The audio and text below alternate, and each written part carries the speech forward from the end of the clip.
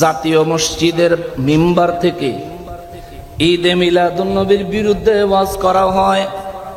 আবার রাষ্ট্রের ধর্ম মন্ত্রণালয় থেকে ঈদে মিলাদুন্নবীর জন্য বিভিন্ন আয়োজন প্রয়োজনের ঘোষণা দেওয়া হয়। সুবহানাল্লাহ। যেই দেশের ধর্ম মন্ত্রণালয় থেকে ঈদে মিলাদুন্নবীর জন্য প্রজ্ঞাপন জারি করা হয়, ওই দেশের জাতীয় মসজিদের মিম্বর থেকে যখন ঈদে মিলাদুন্নবীর বিরোধিতা করা হয়, রাষ্ট্র ক্ষমতাওয়ালাদের চোখে আঙ্গুল দিয়া বলতে চায়, এটা যে সরাসরি রাষ্ট্রদ্রোহিতা, তোমাদের কি নজরে আসে না? ঠিক কিনা? রাষ্ট্র সিদ্ধান্ত দেয় ঈদে মিলাদুন্নবী, আর রাষ্ট্রের জাতীয় মসজিদ থেকে তার বিরোধিতা করা হয়। এরা এই রাষ্ট্রের ভালো চায় না, রাষ্ট্রের সিদ্ধান্তকে মেনে নিতে চায় না। এদের বিরুদ্ধে রাষ্ট্রদ্রোহিতার আইনগত ব্যবস্থা নেওয়া হোক। ধর্ম মন্ত্রণালয় থেকে প্রজ্ঞাপন জারি হয়, শিক্ষা প্রতিষ্ঠানে কিভাবে কি করবে, নিয়ম নীতি সবকিছু জারি করা হয়। আর হেরা হেন বইয়া এই কাম করে। আমি বলবো, মাননীয় উপদেষ্টা মহোদয়, আপনি গমের গুদামে ইন্দুর ছেড়ে দিছে, ঠিক কিনা বলে না? ভয় পাইতেছেন?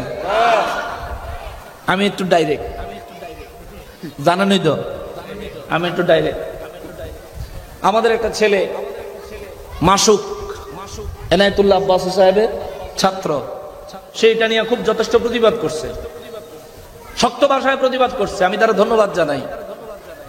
আমার নবীর মিলাদুন্নবী যে তুমি আঘাত করবা, তোমার মতো বেড়া দেখানোর টাইম আছে রে? তোর দেখানোর টাইম নেই আমার। আল্লাহ বলছেন, কুল ইন কানা আবাউকুম, যদি তোর বাপ হয় কোনো ছাড় নাই। রে বেড়া কেডা?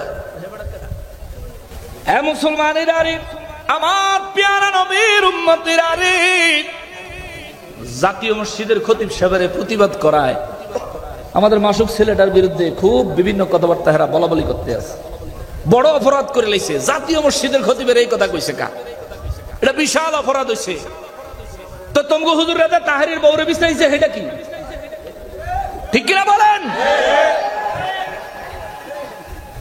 তোমরার হুজুররা আরেকজনের বউ বিছায়, মানুষের পোলা পাইন পড়তে দিলে হ্যাগো 12-13 করে দেয়, বিভিন্ন ভাবে ধরা খায়।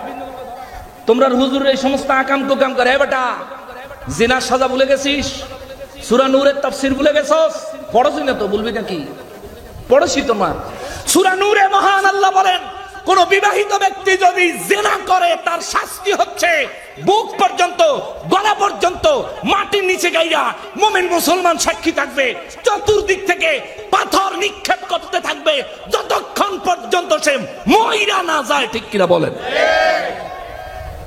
যদি আল্লাহর এই আইন বাস্তবায়ন করতে চান, তাহলে আইয়েন আপনাকে মৌলবী সব নামান।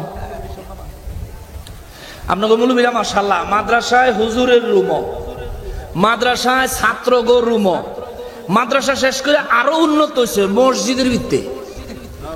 মসজিদের ভিতরে ছাত্র ছাত্রী শেষ করে ওখানে আবার 2 ঘন্টার লেগে চুক্তি করে বিয়েও করে,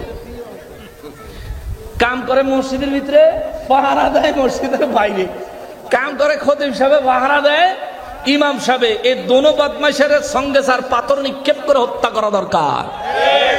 কারণ ইসলাম চুক্তি ভিত্তিক বিয়ে নিষিদ্ধ করেছে, হারাম করেছে। যদি সাধারণ মানুষ এটা করত, তাহলে তারে কোন রকম দৌড়া টোড়া মাইরা ছেড়ে দেওয়া যাইতো। যেহেতু খোদ খতিব সাহেব, আবার খোদ ইমাম সাহেব সহায়তা করে।